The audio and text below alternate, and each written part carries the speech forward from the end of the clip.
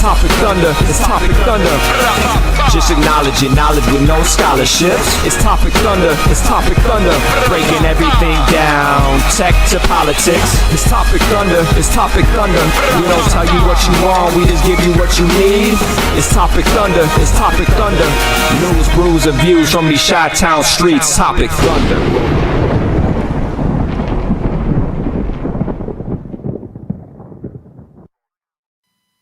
You heard the man, ladies and gentlemen. It is Topic Thunder. That could only mean one thing. It's Monday night. It must be my father's favorite podcast that he never listens to. Topic Thunder. I'm Brooks. That's Ben. You're you. And we thank you for joining us, hopefully on a Twitch stream, which we've kind of asked you all to kind of flip over to. Topic Thunder podcast on Twitch.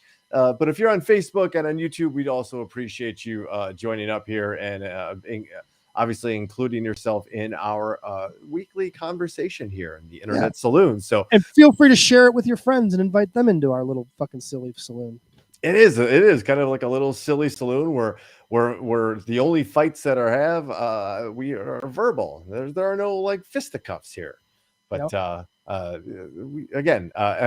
apparently we're celebrating Christmas. Props to this hat for surviving not only the width that is my skull, but the width that is my skull plus the headphones. That is pretty impressive. This thing's going the other way after the show. But I do want to test something out because I know you heard it. We had some technical difficulties on the last show. Where people couldn't hear things. So I want to play a clip, and if you're listening, Ryan Hansen, if you're listening, let us know if you can hear this real quick. Topic Thunder. Ooh. Happy birthday, Mike Brooks. Topic Thunder. All right, just let us know in the comments if you heard that. But that said, yes, we are asking people to move over to Twitch. The new year, I think at this point, at the new year, we will make the change. Ryan Hansen says, yes, we're good to go. All right, perfect. So technical difficulties aside, I was just filling time to get to. No, and Ben knows. Ben's tickling my little sweet spot right now by playing that music because before we like to have these long and sometimes difficult conversations, we like to celebrate life in general, and the fact that we all kind of came together for this by having a little beverage. And today's beverage, we're going to keep with the ale of Christmas kind of theme from Great Lakes Brewing Company, the Christmas Ale. Now, neat about this one is that if you kind of scroll down on the old screen right there, is that they actually show you like the breakdown. Oh, look at this. So that if you're the only way I can kind of explain it, if you're into your cannabis cultivation and you know that certain strains of certain things produce certain other things when mixed together and bred together, right? That would be hops and malt, right? Sure. So here they are listing what ingredients go into the old Christmas ale. And of course, like any good strain, they have their own special little name, like Crystal 45 or Special Roast or Mount Hood and Cascade and 2-row base malt. I don't know what that means. 2-row base malt. There is a lot. Crystal 45. There are some interesting names, yes. I will tell you this, though. It also, I guess, includes a little honey, ginger, cinnamon. It's available in 12-pack 12 cans, 16-ounce cans, 6-pack bottle, 12-pack bottle, 6-pack 12-ounce cans, and draft. Just so you know. Great Lakes Brewing Company, Christmas Ale. Merry Christmas. Happy Kwanzaa. Happy Boxing Day. Happy... consider it solstice. I don't. It's a special time of year, right? For a reason, because of all these other religions co-opting some odd configuration of the planets and the sun. Again, go back and listen to it, guys. If you go back into the history, I actually encourage everyone to watch the first few minutes of the movie Zeitgeist, where they break down very simply and easily how many similarities there are between all the different religions. And this December 23rd, 24th, 25th area is very special in almost every religious culture. And in fact, Christians changed the date of Jesus's birthday in order to match up with it. So and most think it's to match the solstice, but this kind of goes and plays on our long time and long running theory that there's some knowledge about these simple little things that we kind of take for granted or don't pay as much attention to, that were very, very important to a lot of people a long time ago. And maybe we call it Christmas or Kwanzaa or Hanukkah or Boxing Day. There's something about the reason we as a species commemorate this particular time of year, because this could be January 17th. For Christmas could be whenever, right? Whatever. But this idea, this concept of tradition coming together, celebration, birth and renewal kind of a deal, all kind of stems from some pagan stuff. And, we should probably do some research on that, but not today. Oh no, not today. We have more. So we have different plans for you. In fact, we're just kind of gonna dive right into it. But I will tell you this, folks, we're not monkeying around about this lightning round. That's an official tease. That's an official tease. Leading, you can do well with anything involving monkeys is good. We're gonna lead off the program just about every other top podcast about the news and other news and new infotainment, whatever you want to call it these days, is doing. We're gonna talk about Omicron, right? Something that we talked about literally 3 weeks ago. 3 weeks ago, as an emerging. Typically ahead of the curve. We are typically ahead of the curve here on Topic Thunder. It's not even about that. It's just we talked about this thing 3 weeks ago, and now it is the dominant variant strain of the virus here. 73% of all new cases in the U.S. are Omicron. Crazy. And it's insane how much faster this thing has spread. And as we were doing a little pre-show talk, insane about how now it is affecting children, toddlers, and maybe even infants. I don't know if we have data about infants up to 2, but like the 2 to 7 and in that preteen range, it's there. It's nesting. It's affecting them. And what was different about children and young people from adults? It was that they were allowed to get the vaccine much later than adults were, right? And I wonder if there's any sort of correlation where those the adults that have been vaccinated for a few months are not as likely to contract it as maybe some of these younger kids who weren't or haven't been at all vaccinated, because it's only been about a month or so since children under the age of 12 have been able to get vaccinated. So I wonder if there's a correlation with that, and maybe it's just a coincidence. Who knows? But I have always held firm from the beginning of COVID that children were most likely the super spreaders from the very, very beginning.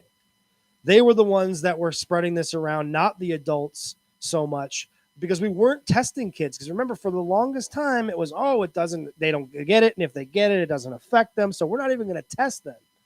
I have personal experience where, last year at this time, my wife and I, Adrian, we got COVID, and they refused to test the other 3 kids in the house. Refused, because they didn't show any symptoms. And kids are generally disgusting, especially as very small children. They're always snotty and wiping their hands, touching everything, putting everything in their fucking mouths. They're the most rude members of society. They're not covering their mouths when they sneeze or cough. They're always farting and definitely not everywhere. Wearing masks, right? Not doing any of those things. Not able to do any of those. Terrible, Ernie. That's terrible. Yeah. So it was inevitable, right? Inevitable that this virus was going to catch up with children. And we were going to start seeing the numbers rise pretty greatly when it comes to children contracting this virus. I wonder, Brooks, and I wonder your opinion here. I wonder if this really starts having an effect on children, right? before it was just adults and people with prior health issues, and so there was almost like this ability to excuse it by saying, well, if those people were in better shape and they didn't have those underlying issues and they were exercising more, they would have been less likely to have died of COVID. But if this new strain starts, I don't even want to say killing children, but even affecting children greatly, but God forbid, killing children.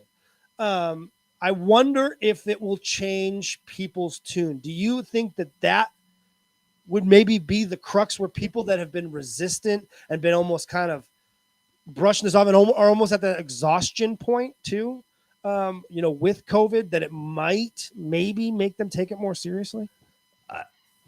I'm going to get to your answer. I just wanted to bring up really quick that children up to like preteen, post-adolescent, preteen age have a organ in their body that eventually shrivels and dies as they become an adult. It's called the thymus. And the thymus is located kind of like center chest, just behind the sternum. And that thing produces the most potent white blood cells and immune system cells the human body knows. In fact, that's why immunities, either vaccination or exposure, or what they call convalescent immunity, is so important at that age when you have that thymus, so that those cells can kind of program the rest of your immune system, if that kind of makes any sense. Yeah. So I want to make that point right here tonight, here December 20th on Topic Thunder, that a correlation with the thymus might be possible, and those extra immune cells being able to maybe kind of combat and ward off COVID, which will make it even more frightening now that it is infecting younger people, toddlers, preteens, that sort of thing, those age groups and those cohorts. To get to your point, will it wake people up? I honestly am at the point now, after 2 years, almost 2 full years of this, I don't think it affects enough people to make a conscious, like a societal urge or move, because it affects enough people that, like, it happens. There are statistics: 800,000 Americans are now almost passed away from this in 2 years. But I don't think it moves the needle so much until it hits home, right? But it's not going to hit enough homes because we're going to have enough healthcare. I think that will end up being probably the breaking point for a lot of people there. That makes sense. So will children getting sick and potentially fatally ill move the needle? I don't think it affects enough people to like make a big thing. I don't think people care. Honestly, like they'll be. I don't know at this point. I don't know. Yeah, I know. And It's hard to say. I totally feel you on it. And the other part of this story, when you take it past just the children aspect of it, but you and I are sports fans. Professional sports is getting ravaged by infections of this new strain. I mean, and they're all 100% for the most part vaccinated folks in those major sports. The Bulls. Last night was the first time the Bulls played a game in 8 days. Right. And that team legit before the season, their first game tipped off, had 100% vaccination rate. We're talking about breakthrough viruses, so the vaccine isn't like 100%, which I know anti-vaxxers are going to be like, oh, what is it? It's not a vaccine then. Hey, look, man, if it keeps you out of the hospital, if it keeps them putting a tube down your trachea to help you breathe, I would consider that a rounding success, not just a mild one, a rounding success. Because whatever, medicine is a practice, right? That's why they call it a practice. Guess what? We're talking about practice. Not a game. Not a game. Not a game. Talking about practice. And that's what it is. Because a lot of times there's a lot of training, there's a lot of experience, there's a lot of repetition. And sometimes there's the left turn. And that surgeon's hands deep inside your spine, trying to figure out how to rewire something he's never seen before. And they make decisions on the fly. and they make judgment calls based on education and experience, but they're still guessing. And that's kind of where we are with a novel virus, novel virus At all. that we continues to baffle us. We still don't know enough about Omicron. We don't know enough about its mutations. We know it's here. We know it's at 73% of all new cases, Ben. That's Crazy. 3 weeks. If somebody say he doesn't come to practice, it can be one practice. Out of all the practices this year, that's enough. If I can't practice, I can't practice, man. If I'm hurt, I'm hurt. That's about. If I'm hurt, I'm hurt. That's like, man, I'm calling in sick. It ain't about that. It's not about that at all. You know what I'm saying? I mean, in here talking about practice. This is my favorite part. Practice. We up when you just talk about practice. We sitting here, I supposed to be the franchise player, and we're in here talking about practice. I mean, listen, we talking about practice. Not a game. Not a game. Not a game. We talking about practice. Not a game. not the game that I go out there and die for and play every game like it's my last. Not the game. We're talking about practice, man. I mean, how silly is that, man? We're talking about practice. I know I'm supposed to be there. I know I'm supposed to lead by example. I know that. And I'm not shoving it aside, you know, like it don't mean anything. I know it's important. I do. I honestly do. But we talking about practice, man.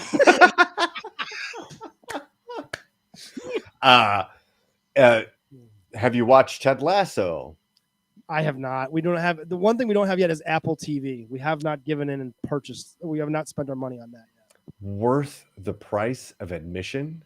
I know. And there's a bunch of good stuff that looks like a bunch of good stuff on there. Oh yeah. I could keep going on, but Ted Lasso does a riff on that. Amazing. And Gigi didn't know the Iverson bit. Oh. So she's watching it, and it's just Ted Lasso being Ted Lasso. And I'm rolling in hysterics. And I'm like, do you not know? And she's like, what? And I'm like, oh. And we played exactly what you just showed. Iverson just, not the game. Not the game. Not the game. It was good stuff. One more thing. Yeah. Can't practice, you can't practice. You're hurt, you're hurt. It's as simple as that. If I can't practice, I can't practice, man. If I'm hurt, I'm hurt. Simple as that. But it ain't about that at all. It ain't about that at all. You're sitting in here, you're supposed to be the franchise player. And yet here we are talking about you missing practice. We sitting in here, I'm supposed to be the franchise player, and we're in here talking about practice. We're talking about practice. You understand me? Practice. Not a game. Not a game. Not a game. Not the game you go out there and die for. Edited together, this is so great. Go out there and die for. Right? Play every weekend like it's your last, right? No, we talking about practice, man. And play every game like it's my last. Not the game. We're talking about practice, man. Practice. You know you're supposed to be out there. You know you're supposed to lead by example. You're just shoving that all aside. I know I'm supposed to be there. I know that. And I'm not shoving it aside. It's so good. So here we are, Jamie. We're talking about practice. Not a game. Not the game. We're talking about practice. We're talking about practice, man. We're talking about practice. We're talking about practice. We ain't talking about the game. We're talking about practice, man. Amazing. Sorry. Oh, hey.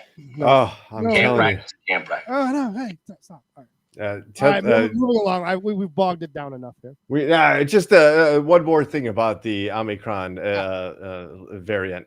All the people who are anti-vax that are all like, well, just wait to get sick and go to the hospital. They'll take care of me. I got some bad news for you. Eli Lilly, the makers of Regeneron, and I know this much also about remdesivir, the monoclonal antibody treatments that are so famous. If you listen to Joe Rogan, you definitely know about these antibody treatments. He has been touting them from the beginning and telling everyone that listens to his fucking podcast that they should be getting this instead of the vaccine. Got some bad news for you, bro. They don't work against Omicron. And even, Oh, how about that? Like, not even like a help, really, apparently. It's just injecting nothing. It might as well just be saline into your body. So just put that into your calculus when what do they say? Ivermectin though. hey, you know what? All for it. Go for it because wait, did I you know what? Let's just do it here. I'm going to do it that Dallas QAnon story that the headline there because we talked about and had a nice laugh about the folks down in Dallas, the QAnon crowd looking for JFK 2 to happen, basically, Yeah, right? that was hilarious. It was it actually won the lightning round one week. It sure did. This is from the Dallas Observer. Dallas QAnon cultists are drinking toxic chemicals from a communal bowl. Family says. Good. So I got a couple of stories about this one particular woman who literally left her family and children to follow one particular man who's basically like the cult leader, I guess the clan leader of the QAnon chapter of Dallas. She's now apparently not only drinking this substance, but proudly telling her relatives that she's mixing this substance. And let me read this to you because, like, I like to drink, and no thanks, because holy smokes, it's containing chlorine dioxide, which is a chemical similar to bleach. Jesus. It is dangerous to ingest in significant quantities. In 2020, in April, the USDA issued a press release warning people against using chlorine dioxide-based products to fight COVID-19. Well, remember how that became in the news? Well, of course, because then dumbass president said, I don't know, inject bleach. I'm not a doctor. Like a bleach? Can we just like is there like an injectable like bleach to kill these things? You fucking idiot.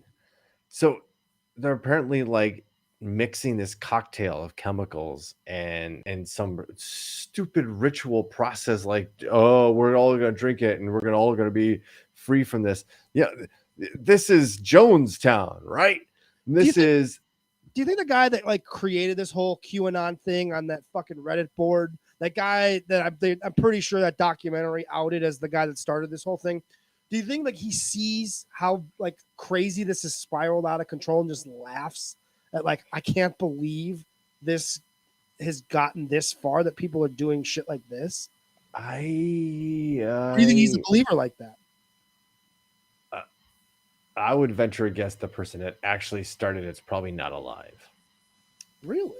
I would venture that guess because all of those markers and indications are pointing to now Mike Flynn having the Q handle on 8chan, no, whatever it is called.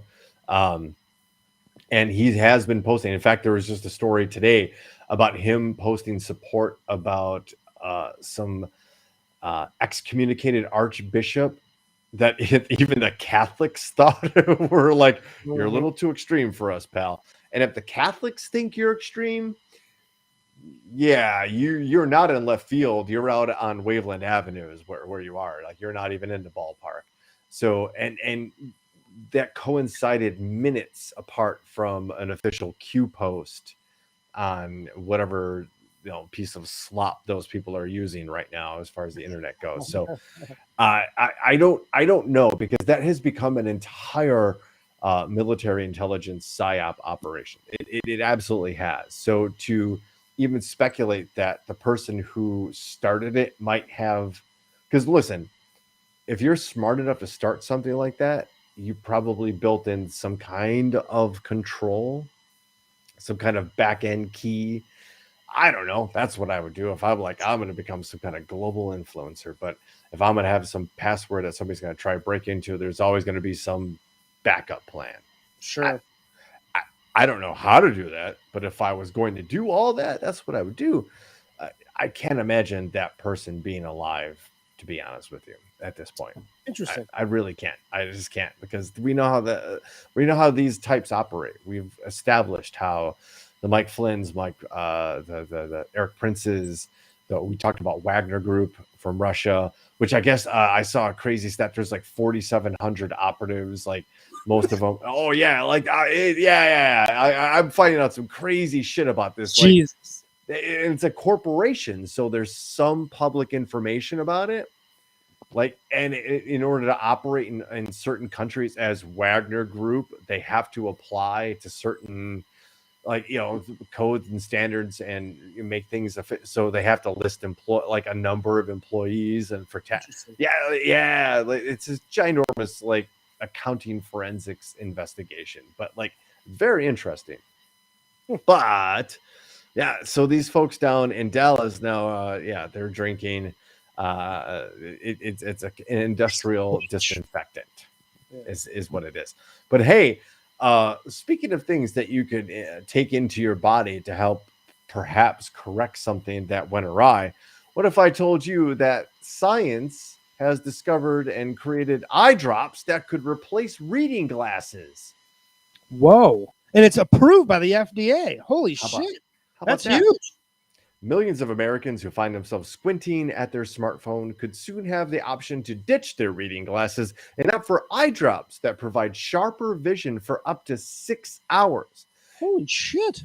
In October 2021, the FDA quietly approved Vuity eye drops to treat presbyopia. Presbyopia? Because it's like Presbyterian, right? Presbyopia? An age-related condition. Let's just say that. It's an age-related condition that results in progressively blurry vision when focusing on near objects, which basically means you need a pair of readers, right? Yeah. Vutility is the first of its kind once daily eye drop that provides sharp, close range vision within 15 minutes for a duration of up to 6 hours without impacting distance vision. Its active ingredient, a medication called pilocarpine, works by causing the pupil of the eye to shrink, which helps with seeing things up close. The actual condition occurs when people get older, as the lenses of our eyes become less flexible, making it more difficult to focus on things up close. Most people start to notice this effect in their mid-40s. Ding. While up close vision subtly deteriorating over a few decades. This is pretty cool because, like, don't need glasses. You don't need external fixtures. Wait a minute. Is it Ryan Hansen has said this not twice? Does it say the long-term side effects is that it will dissolve the eye? That can't be right. They wouldn't approve that. That would be weird. Presbyopia.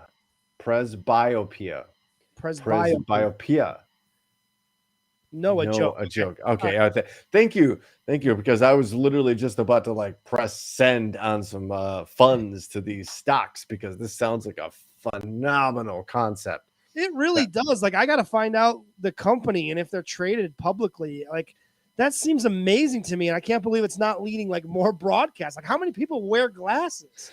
That it was quietly, like, in the midst of all of this shit. Like, how many trials it has to go through to get FDA approval? So this has been in the works for a long time. Right. That was the crux of all the anti-vaxxers. They didn't go through the full trials. Okay. Here's Visine drops that'll help your vision for up to 6 hours, like up close. You won't need to wear these glasses at work to see the computer. Every week, there's more and more stories coming out of just amazing scientific breakthroughs.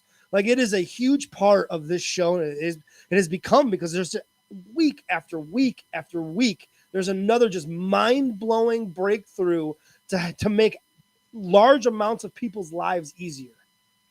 And it's done by people that care about what they're doing and are so mind-bogglingly good at what they do. Like, it's rare to meet somebody who's at the top of their profession.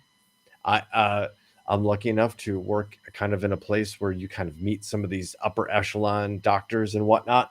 And they're a different breed, man. Like, they're not like folk like me, they operate at a different level, and you can see that. You can kind of, if you're into the aura or vibe of a person, there's a different vibe there. Like it's a special thing, and those are the people trying to help us. Is it a passion for them? Are they getting paid for it? Sure, but don't think that like they're getting the residuals from their work or anything. They're getting paid a salary most of the time for their stuff, and unfortunately, they don't get the patents for their products and their inventions. Now we're entering the greed of our capitalist society, which was a different topic. Indeed, we could spend a whole fucking show on that. Well, we don't want to do that.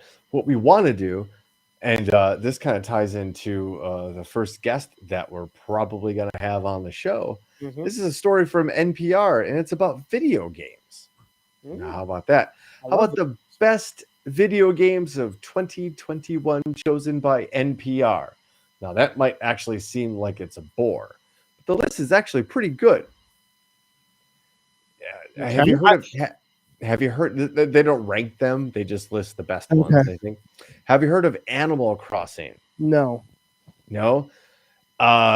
It's I haven't played it, so I don't know. Me neither. It's kid friendly. That's why. Have you heard of Cozy Grove? Never. No. No. All right. Really starting to feel old here. Right. Deathloop. Deathloop. No. We should get Son in here. I wonder if he's heard any of these. How about it, right? We sure. Anybody out there in Topic Thunderland? I mean, honestly, I'm the wrong person for this because I don't play anything other than sports games. I know Forza. I know what Forza is. Okay. That's the racing game. Halo Infinite. I know that. I know the Halo franchise. Okay, yes. Because it's over 20 years old. Right. Yeah, right, exactly. That game, but to be around for 20 years and still be relevant is pretty impressive for a video game franchise. Inscription? Nope, never heard of it. Nope. Sorry. It's an ode to genre bending. Part roguelike deck builder, part escape room, part psychological horror. What the fuck? It Takes Two is the perfect co-op game. The title suggests you can only play with another person. Main characters Cody and May. You work together to reserve the magic that turned you into bug-sized dolls. Or reverse the magic. That doesn't sound like fun to me. Life is Strange. True Colors is a fitting name. It's a culmination of everything the emotionally charged series has worked to achieve. What? I don't even know what the fuck. That's a whole series. That's Mass Effect. Wears its heart on its sleeve. I don't want my video games to be a heartbreaking adventure that wears its heart on its sleeve. I don't. Whatever. Yeah, I cry at movies and TV shows. I don't need to cry at my video games, but it's happened. Right. Mass Effect Legendary Edition. Now I know Mass Effect. I know it's a legendary franchise. So okay, I understand that. Metroid Dread. What is this? Metroid. Remember that game? I remember that game. Oh, the original. Oh, the OG Nintendo, like OG Nintendo NES, Nintendo Blow to get it to play. Yeah. Samus returns. Our favorite cool girl with an arm cannon and Roly Poly powers is back in Metro Dread. A continuation of the story has lasted since 2012. Oh wow, they haven't had a Metroid game since 2002. Yeah. Okay. All right. Cool. Pokemon Brilliant Diamond and Shining Pearl. All right, let's have a conversation about the name here. All right. This is the name of the game. It's like the name of a book or a movie or a television. The name is Pokemon Brilliant Diamond and Shining Pearl. That's a long name for a video game. It does nothing for me. No. It's a lot. It is what some people refer to as a word salad. Just words thrown together. Brilliant Diamond and Shining Pearl. Like what the? Yeah, it is. It's like, all right, we've got all these words on all these pairs of dice. We need 5. Roll the dice. Psychonauts 2. The first Psychonauts was on PS2 in 2005. All right, somebody liked it enough. It affected their. Oh look, the Bears just. All right, Bears are down 7-0. We're not supposed to do play-by-play, but hey, the Bears. Yeah, I'm pretty sure Ian would know all these. Resident Evil 8. Right. No, we know Resident Evil for sure. Yeah, you can't go wrong with that. Returnal. don't know what the fuck that is either. Okay. If movies like Edge of Tomorrow, Alien, Annihilation, and Moon had a video game baby, it would be Returnal. It's very hard and creepy. Well, I'm out right then and there. Like I don't play my like I don't want to struggle and suffer through my video games. No. I just don't. Like I don't want to have these rage moments and controller throwing moments where like I'm freaking out and like it adds stress to my life. Oh, well, I can't say that because I played 2 video games and they both add a tremendous amount of stress to my life. Adrian downstairs could probably in the comments will co-sign on that. I just swore it at my PlayStation before I came up here. Okay, so Gigi is now demanding that I address her as brilliant and shining pearl. I don't blame her. That's a great way to be addressed. If you can. That all right. Just make sure you understand that, like Ron Artest became Meta World Peace, and like these things kind of stick. So I'm just saying, brilliant and shining pearl. It is. Yes. And, Yeah. and you like horror games, and I don't know where that comes from.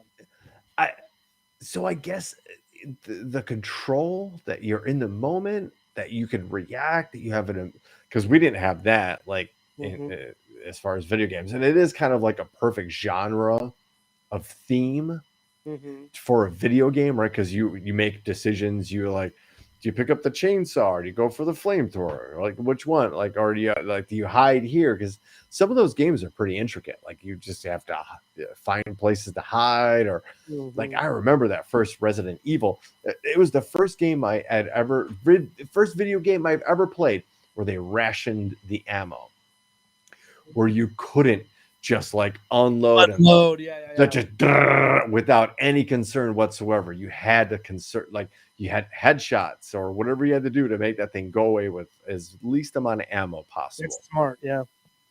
The rest of these games, I don't know. I feel old, but I don't know. This whole story makes me feel incredibly old, and I'm already feeling incredibly old.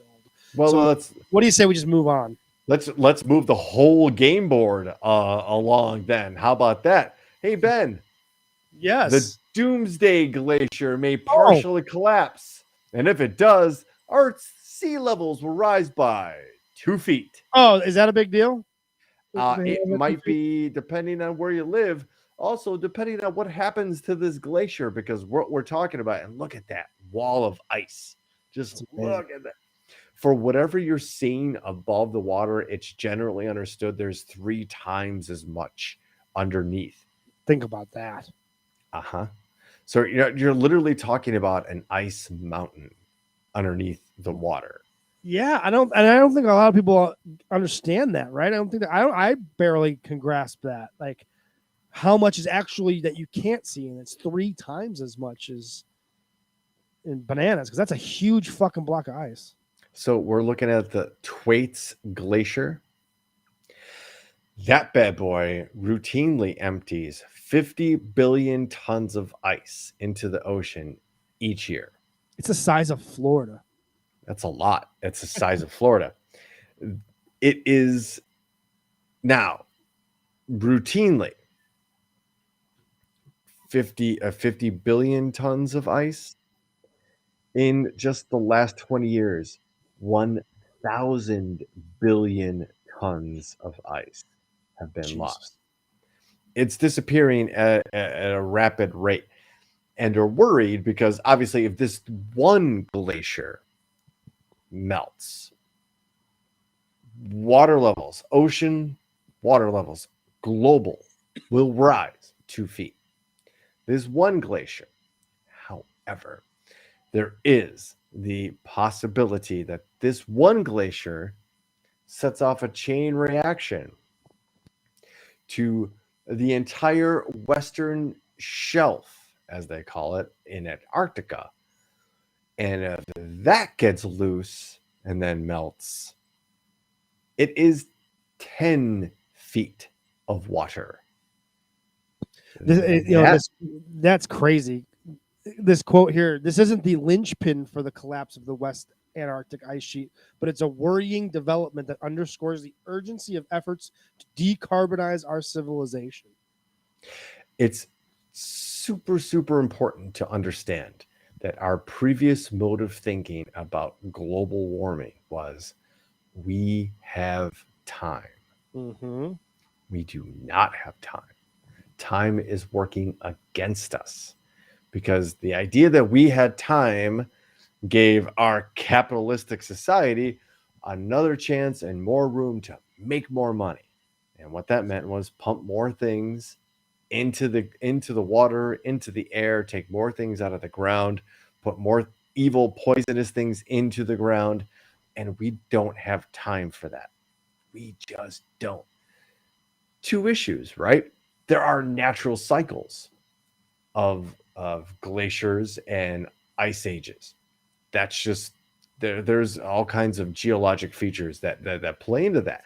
The other aspect is this world, this planet, in its 3.5 billion year existence, has never seen a carbon dioxide producing society as such as ours, a polluting species such as ours. We probably rival volcanoes as far as what we've pumped into our atmosphere. So those two features are accelerating this terrible thing that's going to happen probably within your and I lifetime, Ben. Dude, what's on the screen is pretty crazy if you read this. According to a report published by the journal Environmental Research Letters in October, there's enough carbon dioxide already trapped in our atmosphere that a certain amount of sea level rise and thus coastal flooding is unavoidable. Those scientists estimate that roughly 5% of the population, approximately 390 million people, again, guys, wrap your heads around how big that number is. That is a lot of fucking people, live in cities, towns, and other coastal communities that will be flooded due to climate change. It is likely that around 6.7% of New York City's population lives on land that will be under the high tide line. Under worst case scenarios, the amount of coastal flooding will be significantly higher. Asian nations are expected to be particularly hard hit, but the United States will not be spared. If global warming increases planetary temperatures by 1.5 degrees Celsius, which is not a lot, more than 9 million Americans would be directly impacted. Double that, and suddenly 7.9% of the population, or more than 26 million Americans, would see rising sea levels where they live. That is astonishing. But the same thing, we kind of tie this back to the idea of COVID, right? People want to think about their neighbors, and they think about like what they do is bettering society.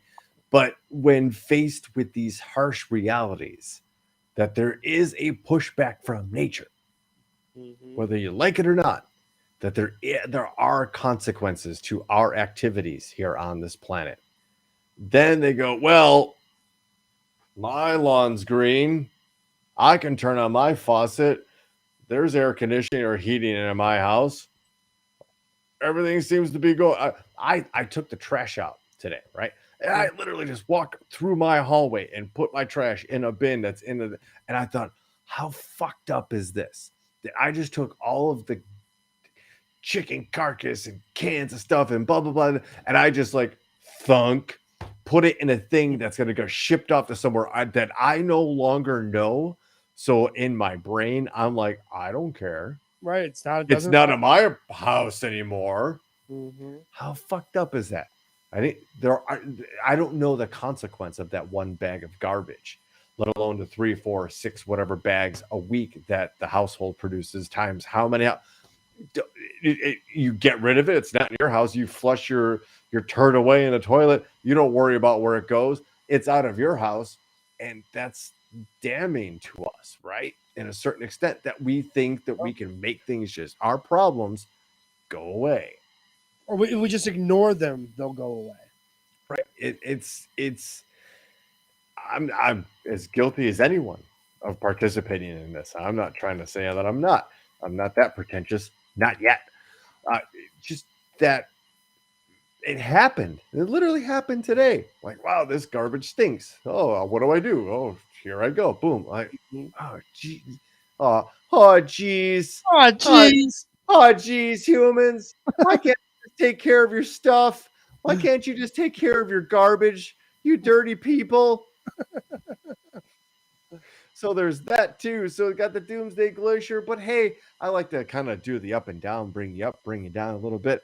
How about if I told you that there's human brain cells in a dish that have learned to play Pong faster than artificial intelligence? That seems like that's not really possible. Well, living brain cells in a dish have learned to play the video game Pong when they were placed in what researchers describe as a virtual game world. This is a quote. We think it's fair to call them cyborg brains. This is from Brett Kagan. He's the chief scientific officer of Cortical Labs, who led the research.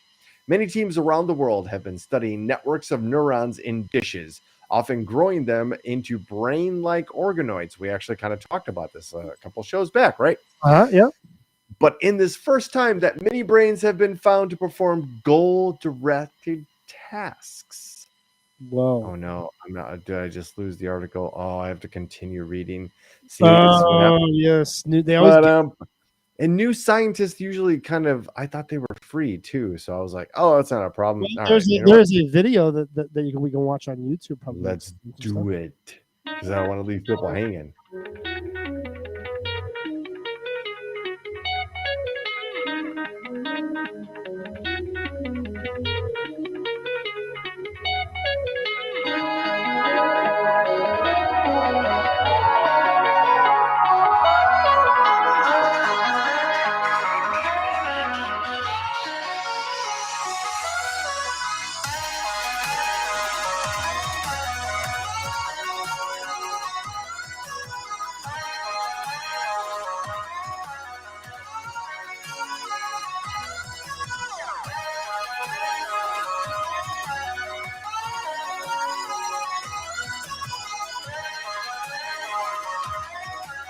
Synthetic brains. That's interesting. Synthetic brains. How do we feel about synthetic brains? Is that something we're okay with? Here's the crazy thing about it, because all what's going on is that particular cell is responding to those tasks, right? So all I was sitting there thinking is like, that's how we learn how to swing a baseball bat. Right. Is that we see ball coming at us, we miss 1,000 times, and then we finally connect and we make those connections, right? You start learning how to throw, how to walk. The physical manifestation of the problem occurred by those individual cells, Right. and the recognition of like, I need to move this thing up and down to make this ball keep going, otherwise the ball goes away.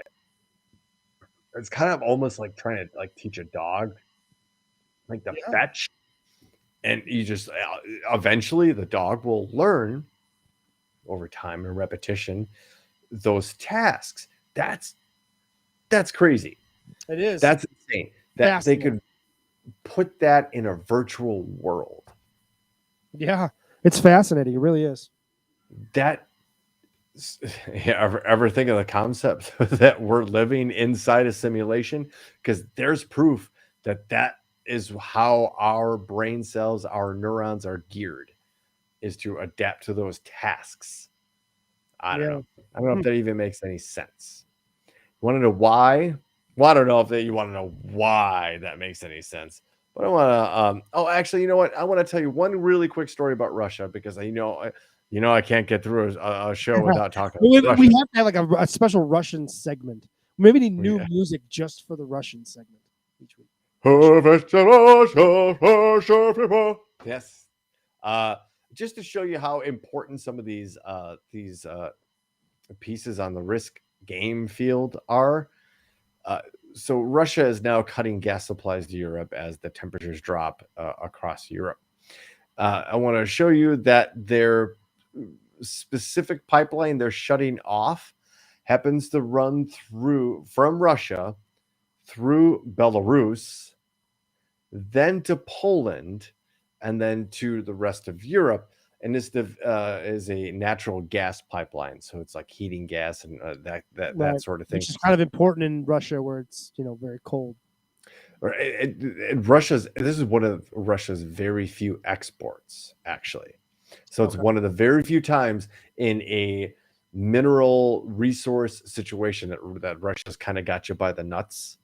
It's because they do have a lot of oil, and they do have a lot of natural gas. So you may have actually heard of the Nord Stream 2 pipeline, the one that there's a lot of political heave-ho about. Yes.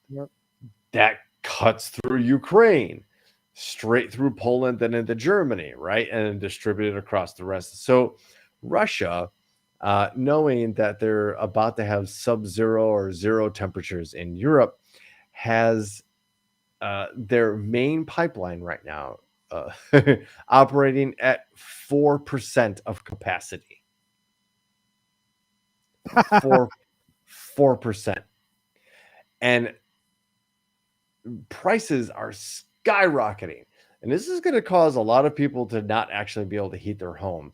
So while we sit here and laugh and like have a joke, this is Russia, this is part of their strategic plan. Remember, this is asymmetrical warfare. This is non-linear warfare. They're using every resource, every possible way to attack, cut off, agitate possible. This is one of those things. And so when they start land grabbing things like parts of Ukraine, yes, people will die. Yeah, People will die. People will freeze to death. Yep. People not be able to heat their home, not be able to feed themselves and cook food.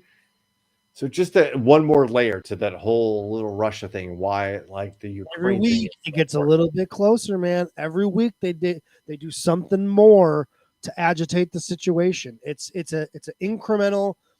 If they just do it slowly, you don't really recognize that it's happening, right? Perfect. Anywhere other than here, where are you hearing about the slow steps, right? Right here at Topic Thunder, for 2 years now, you've heard the slow steps every week of Russia pushing the bar a little bit more, pushing this a little bit more, pushing that a little bit more. They've got their tentacles and their hands in everything, and they're agitating everything to try to get any advantage that they can. The Russian people are I guess not the Russian people, but the Russian government is a very, very slick group of people, man. They are, we've often said it, but they're playing chess while everyone else is playing checkers. It really that's the problem, because we don't push back on these slow incremental takes. Oh, we're just gonna slide into this province. Oh, we're just gonna move a naval fleet over into Crimea and not worry about it. And then we're just gonna put some plainclothes soldiers across the border, and we're gonna funnel some people to the border and create a border crisis, and we're going to do this, and we're going to do this, that, and the other. They're a very, very sly group, and that's why they have such a stronghold on the power that they have in that country. Vladimir Putin is as powerful, if not the most powerful man in the entire world. Oh, I think you're right, and with all due respect to President Xi of China, I think Putin moves the needle in more ways than he does, and that's significant in even saying that, because China's doing a bunch of shit, and I know we don't pay a whole lot of attention to that, and I'm trying to correct that, but it's just, I see a story like this and I'm like, this is what we're talking about. This is why Ukraine's important. We've been going down this rabbit hole slowly as a group, all of us that have been loyal listeners and followers of Topic Thunder, the Thunderdome, if you will. This is something that is another piece of the puzzle, right? Another step forward in what we have been tracking for as long as this show's been going. Which actually, Topic Thunder, I believe it's over now, just past its 1 year anniversary. Yeah, the name itself, Topic Thunder, when it changed from bullshitting with Brooks. Yes, and the fantastic evolution of that, even like it started as something as like, hey, we're now Topic Thunder. But then it became like when there's some background music to segments. There are actually segments. There's we got Biz involved. They call me Biz. Again, if you like our intro and you're like, wow, that beat's cool. That like who did the lyrics there? That's my friend. That's my they just search on the internet. They call me Biz. The dude's a super creative guy. We brought this in. It's been a year now that we've been doing this thing called Topic Thunder. So I think there's no better story to jump to after I had that particular part of the conversation before we get to the lightning round, or actually the big, because I've got, I don't know if we have time for the big, because we kind of got off track there a little bit. We got a little bit off track, but earlier, practice, man, practice. Maybe we will, because this isn't going to be a very long story. I just want to point out that there was a study done in Brazil, and it's one of those big, long analytical studies done by scientists in a lot of words. But here's the headline, and here's the abstract: mental health and quality of life in population of recreative cannabis users in Brazil. And I'm just going to point out one or two particular sentences as you cough, which is perfect. Sorry about that. No, it fits in with everything. It's perfect. It's just perfect. This is a cross-sectional study of a non-probabilistic sample of 7,400 Brazilian adults, cannabis users, and 785 non-users. Yeah, so it broke down 6,620 users, 89% of the people, and then 10% were non-users. Among cannabis users, 17.1% of the participants self-classified themselves as occasional users, 64.6% as habitual users, and 7.7% as dysfunctional users. Ooh, I didn't know that dysfunctional users. What? That's an interesting name for people who are like every once in a while, right? Is that what it is? Is that every once in a while? Because yep. I would say I'm habitual, but if dysfunctional was somehow worse than habitual, I might qualify. I'd have to look up what in their terms what dysfunctional means. But given the abstract and the way they'd approach it, like if they're classifying people as habitual, I feel like 64% of people are like, I smoke when I get home from work. And then the 7% are dysfunctional users that are like, I smoke all day long. All day long, maybe. We'll just move on, because I think we can get to the big. The highest scores for quality of life were observed among habitual cannabis users, followed by occasional users, while both non-users and dysfunctional users presented less favorable scores. Subjective measures of well-being were higher among habitual and occasional users than among non-users, whereas dysfunctional users were the most affected. Poor quality of life, depression, or anxiety were more prevalent among dysfunctional users, but non-users of cannabis reported more depression or anxiety symptoms and less quality of life than both occasional and habitual users. So, key to life. Justin asked to go, fully functional wasn't an option. You're right, because if that was it, that's where I would qualify. I would fall under the fully functional. Right? Like, you get your shit done. I get everything done. Yeah, my life is pretty good, and I am constantly under the influence of marijuana. Food on the table. There are no wants or needs in the house. You have a little extra scratch to do the things that you like to do. Yep. And you happen to have a solid quality of life too. Listen, nobody that's ever smoked weed would argue with this. The only people that wouldn't know are people that have never smoked weed. But everything is better. I know it's like a cliche, but literally everything is better when you're on weed, man. And there's something to that now, because there's the data, and it's out of Brazil, but like 7,500 people is not exactly a large sample size, but it's big enough when you're talking about 66% of the people trending in one certain direction that happens to kind of slice across society. So cheers to the folks that are handling their shit and getting high at the same time. I agree. Good shit, man. Boy, I really don't want to. I know we're going to get a little bit long, but I think we can all fit it in the next 20 minutes because I want to get to this big. And it's not necessarily a traditional big in the Topic Thunder tradition, but I found this obituary and I think it needs to be read. So, if I were to pass away, when I pass away, I hope somebody likes me enough to put this amount of effort into the words that follow my demise. All right. Renee Mandel Corin. El Paso, Texas. Hello. A plus-sized Jewish lady redneck died in El Paso on Saturday. Of itself hardly news or good news if you're the type that subscribes to the notion that anybody not named you dying in El Paso, Texas is good news.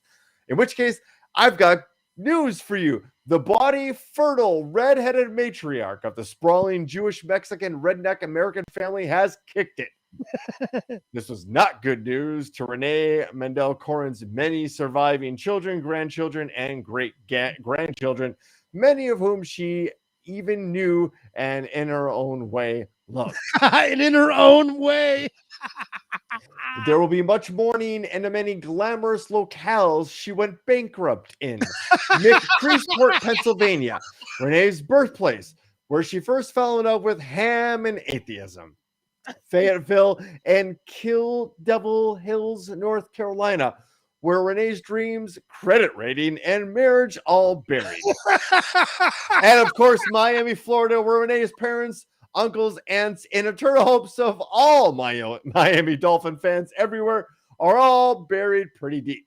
Renee was preceded in death by Don Shula. Because she was my mother, the death of the Ziffag good time gal Renee Corin at the impossible old age of 84 is newsworthy to me. I treat it with the same respect and reverence she had for Will. Nothing. A more disrespectful, trash reading, talking, and watching woman of North Carolina, Florida, or Texas was not to be found. Hers was an iterate, much-lived life, a Yankee, Florida, liberal, Jewish tough gal who bowled them up in Japan, rolled them in North Carolina, and was singularly unique parent. Often frustrated by the stifling conservative culture of the South, Renee, an at-home parent, supermom, really just perfected the PTA lady, volunteer, amateur baker, and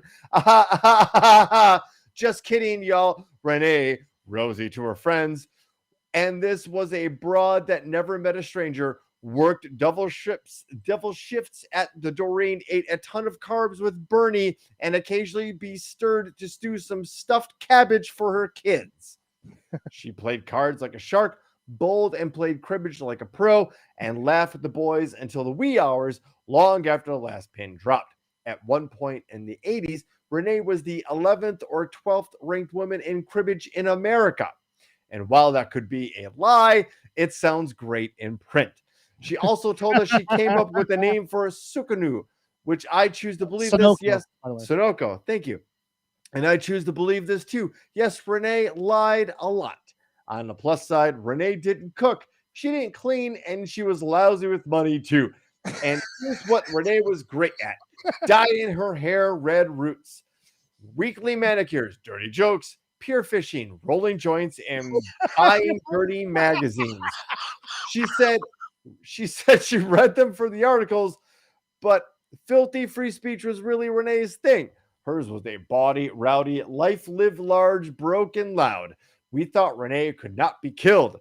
God knows, people try a lot. Renee had been toying with death for years, for decades. Was always beating it and running off in her silver Chevy Nova. COVID couldn't kill Renee. Neither could pneumonia twice, infections, blood clots, bad feet, breast cancer twice, 2 mastectomies, 2 recessions, multiple bankruptcies, and a marriage to a philandering sergeant major, a divorce in the 70s, 6 kids, one cesarean, a few abortions from the quietly famous abortionist of Spring Lake, North Carolina, or an affair with Larry King in the 60s. Renee was preceded at death by her boyfriend, Larry King.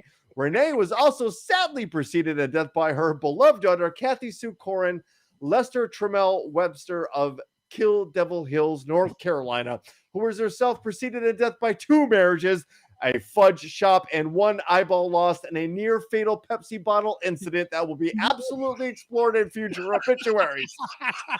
Losing her one-eyed badass bitch of a daughter in 2007 devastated Renee, but it also made her quite homeless since Kathy pretty much picked up the tab. A talented and gregarious grifter, Renee M. Corman eked out her final years of luxury under the care, compassion, and checking accounts, and evidently unlimited patience of her favorite son and daughter-in-law, Michael and Loris Corin, the world-famous cow sanctuary of El Paso, Texas.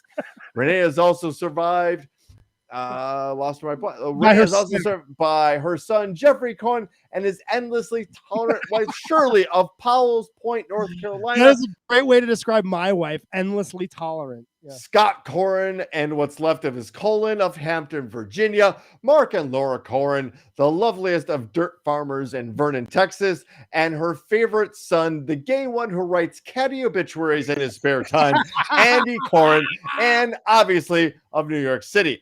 Plus 2 beloved granddogs, Mia and Hudson. Renee was particularly close and grateful for the lavish attentions of her granddaughter Perla and her great-grandchildren Elijah and Leroy, as well as her constant cruise companions, Sam Trammell of Grenville, North Carolina, and Adam Corin of El Paso, Texas. Renee took tremendous pride in making 1 gay son and 2 gay grandchildren, and Adam and... There will be a very disrespectful and totally non-denominational memorial on May 10th of 2022, most likely at a bowling alley in Fayetteville, North Carolina. The family requests absolutely 0 privacy or propriety, none whatsoever, and in fact encourage you to spend some government money today on a 1-armed bandit at the blackjack table or a cheap cruise to find out our inheritance. She spent it all, folks. With nothing but lousy memories, which I and my beloved family of 5 brothers and a sister-in-law, nephews, friends, nieces, neighbors, ex-boyfriends, Larry King's children, who I guess I might be one of, and total strangers who all to a person loved and will cherish her forever. Please think of the brightly frocked, frivolous, smart, funny Jewish redhead who is about to grift you, tell you a filthy joke, and for Larry King's sake, laugh. Bye, Mommy. We loved you to bits. Rest in peace, Renee Mandel Corin, May 10th, 1937 to December 11th, 2021. A life well lived, I'd say, and one hell of a son. That is amazing. That was worth getting to. That was worth squeezing in, because that was tremendous. That is the best written obituary. Yeah, I'm crying and slow clapping. Like, unbelievable. I felt like I couldn't scramble it quick enough to find a standing ovation sound effect, but that's really what that deserves. Like, and you can imagine if like he delivered that at the podium at her funeral, like you would just be a mic drop moment. You just be like, that's it.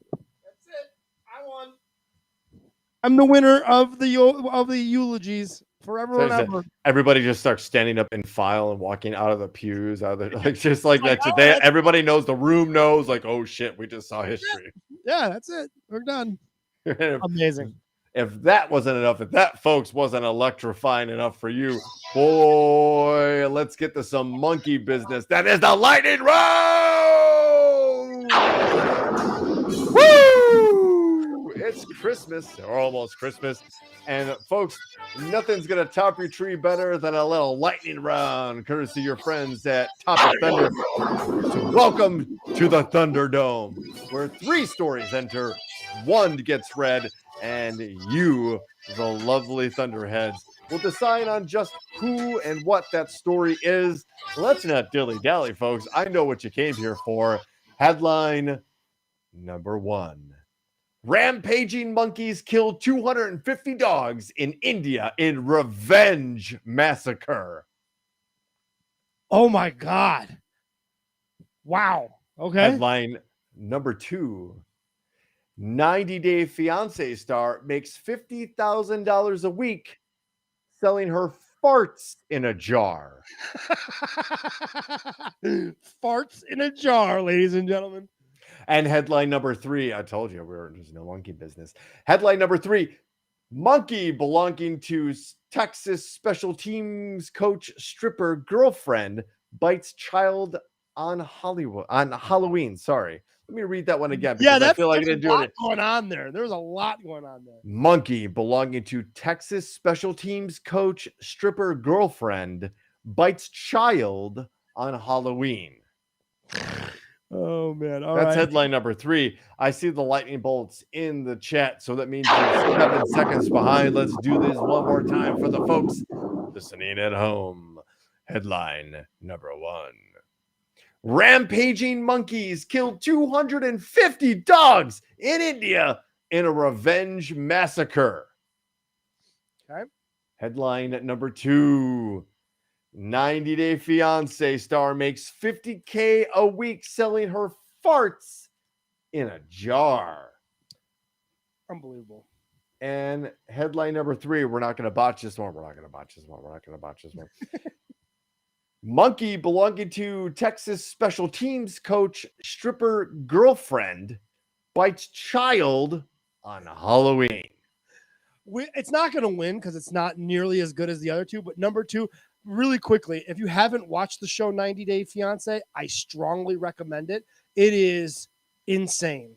It is insane what they do to these people, but you are sucked in and you can't help being sucked into the nonsense that is this whole concept of meeting a person for the first time at the wedding altar and then living out the next 3 months of your life with this person. It is amazing. Everyone needs to run it. We're not going to get to it with the farts in the jar, but I need everyone to know that 90 Day Fiance is worth going on anyway. I can't handle it. I can't like, why? I just have too many questions that will never be answered about the psychology of these people. Oh, you're right. I am confusing that. That's Married at First Sight, which is a different show. Oh, you're talking. Gigi will know. Trust me. I'm sorry. Brilliant pearl and shining thing. Okay, so there's been a number of votes for number 1. Mama Jordan going with number 1. Adrian's going with number 1. Lockport Joe's going with number 1. Ryan Hansen, though, is going with number 2. Yes. Looks like Aunt Chris is also going with number 1. I think we might have a winner, but one is kind of running away with it at this point. I don't think even if there are some extra people out there, I don't know there are enough people that are going to vote for number 2 out of nowhere here. I 260 monkeys revenge killing a bunch of dogs we got to know more about that. Well, it's 7. Brittany 4. 7. I don't think. Did you mean 1 and you typed 7? That'd be a weird. That's a weird mistype there. Brittany 4. I want to know who you are. Who are you? Yes, but welcome. The pool is warm. Thank you. We don't do 7 stories in that would be a little. I think show. The show's long enough as it is. I don't know what happened there. But I think 1 is running out because even Billy Wack chimed in with a vote for number 1. That kind of runs it away with it. And there it is, the bell. In a small Indian village, a pack of murderous monkeys have started a war with the local canines. Around 250 dogs have been dragged to the tops of buildings and trees and dropped by a crew of raging primates that are apparently furious with the pups after they killed one of their babies, local media reported. Locals in the district, about 300 miles east of Mumbai, told News 18 the monkeys have been on a quest for revenge, and in the nearby village of Lavul, not a single dog survived the purge. Villagers told the outlet that killing started about a month ago when a few dogs killed an infant monkey, and since then, the moment a dog is spotted, simians are apparently snatching up the pups and dragging them somewhere high to drop them to their deaths. One image of the animal war, and a tiny dog can be seen in the clutches of a primate near the edge of a building, and that picture. I haven't sent you the story. Holy smokes. Let me. Oh, there's a let me- picture to go along with it. Oh yeah, but maybe Oh, my bad, and goodness. kind of laughing about or trying to I figure guess out who I guess I Brittany don't get the Four joke. was. Yeah, I don't know. I don't get what the joke is there, but There's no thanks for joke playing. about like monkeys like literally like hunting Okay, Kane, so hunting, killing dogs. I'm looking for a picture here. Yeah, it'd be the first picture in the story.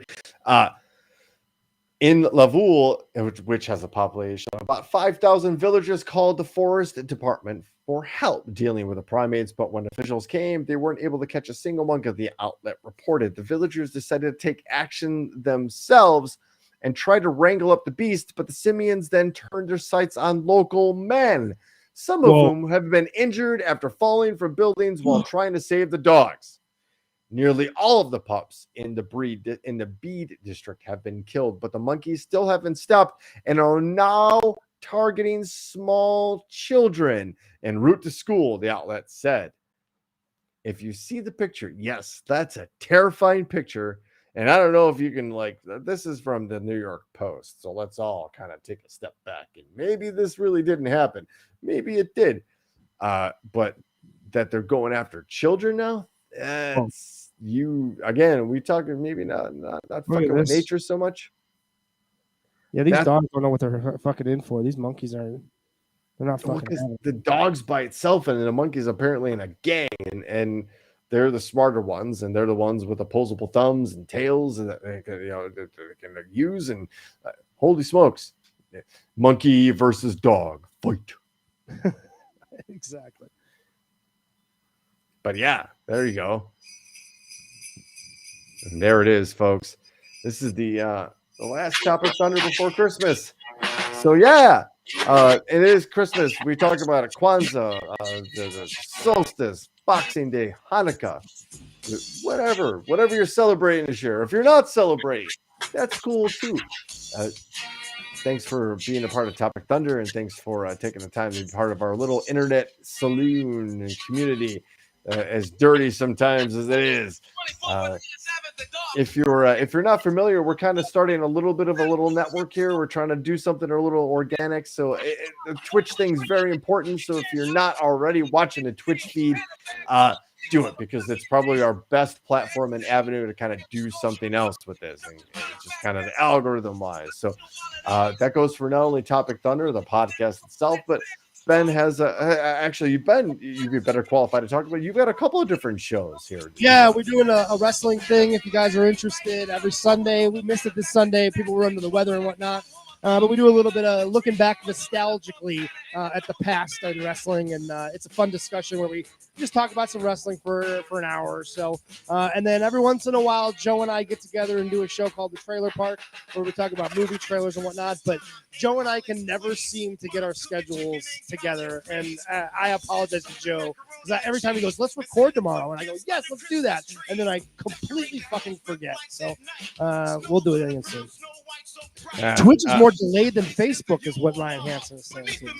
Unfortunately, we're just kind of dealing with that type of situation. I'd like to move away from Facebook as much as possible. Although I know it's the communication tool of our age, whatever that means. But again, just when you censor content on a platform that we're kind of doing here, I get a little bit upset, and I put my foot down and I say, Twitch. It's the way to go, folks. And the way to go is away. So we're going to bid you adieu tonight. Thanks for listening to Topic Thunder. Thanks for all the comments. I think we passed 100 comments. I thought I saw the little trophy there, which is always a nice thing to see. Tell your friends, Topic Thunder every Monday night. Come on into the Topic Thunder Dome. Happy holidays to everybody. We hope you have a wonderful time with your friends and family, or just by yourself. Just take a moment to reflect on all the cool things you've done over this past year. And here's to you, ladies and gentlemen. Ben, happy holidays to you. Thanks for being the best co-host and best friend of all time. And thanks to you for being a very receptive and fruitful audience. From all of us here at the Topic Thunder Studios, good night. And a-ra-pa-pa.